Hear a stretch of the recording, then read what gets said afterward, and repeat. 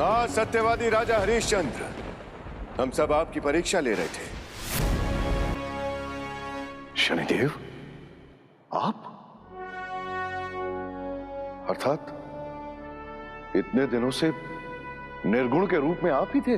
हाँ महर्षि, इस परीक्षा के समय मैं सदैव सत्यवादी राजा हरिश्चंद्र के साथ ही था, परंतु हर समय इनके साथ होते हुए भी मैंने कोई पक्षपात नहीं किया, अपितु मैंने सदैव परीक्षा की इनकी कठिनाइयों को और बढ़ाया है।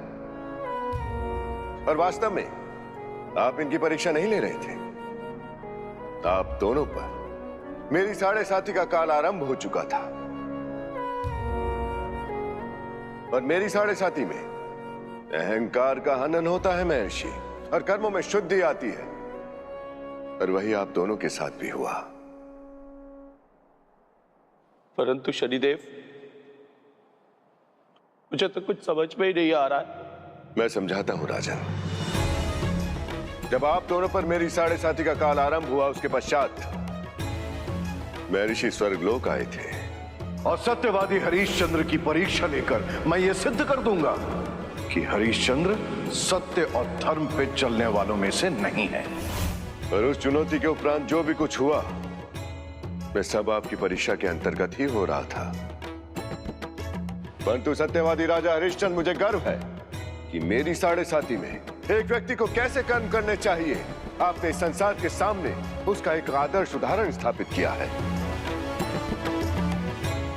और इसीलिए आज मैं एक घोषणा करता हूं कि मेरी 7.5 में जो कोई भी आपके समान कर्म करेगा, सत्य और धर्म को नहीं छोड़ेगा, वह मेरी कृपा का पात्र बन जाएगा।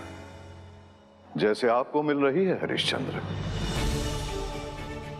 और मैं आपको आपका पूरा राज्य अपने तप द्वारा पाए पुण्य के साथ आपको वापस कर रहा हूं, सत्यवादी राजा हरिश्चंद्र। और मैं भी आपको आपका पुत्र पुनः वापस लौटाता हूं।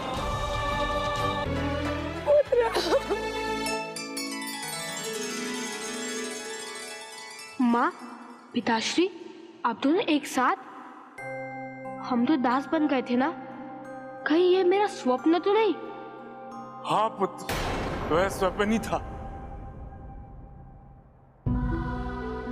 हे राजा हरिश्चंद्र, मैं आज से आपको अपनी दासता से मुक्त करता हूं, तथा आपको दास बनाने के अपराध के लिए आपसे क्षमा मांगता हूं। क्षमा मत मांगिए आप। जो हुआ वह होनी थी, और होनी नियत है। हम आप तो माध्यम होते हैं उसे पूर्णता तक पहुंचाने के लिए।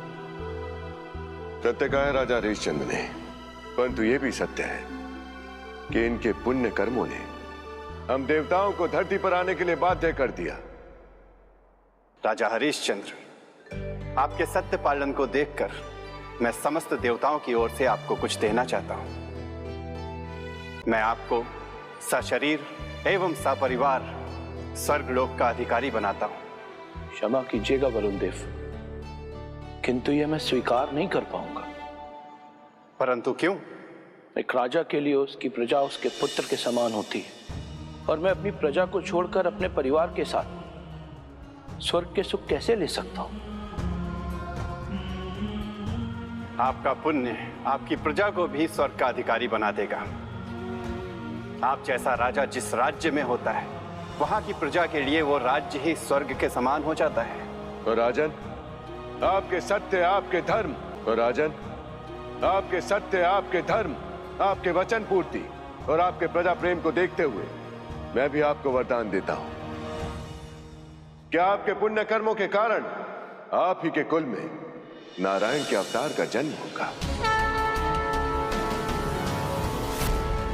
और इस सृष्टि के अंत तक आप इस संसार में सत्यवादी राजा हरिश्चंद्र के नाम से जाने जाएंगे। ये संसार सदैव आपको सत्य के नाम के साथ स्मरण रखेगा। महाराज हरिश्चंद्र की जय! महाराज हरिश्चंद्र की जय!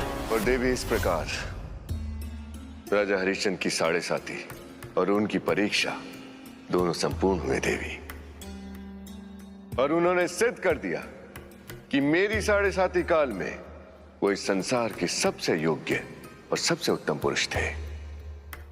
पर उन्होंने इस संसार के सामने यह भी सिद्ध कर दिया कि मेरे 7.5 में जो अपने सत्कर्मों से विमुख नहीं होता, उसे मेरी कृपा भी प्राप्त होती है। और आपने उनके सत्कर्म के कर्म फल स्वरूप उनके कुल में नारायण के अवतार प्रभु श्री राम के जन्म का वरदान भी दिया था। हाँ देवी, राजा दशरथ के यहाँ प्रभु श्री राम का जन्म मेरे उसी वरदान का फल था।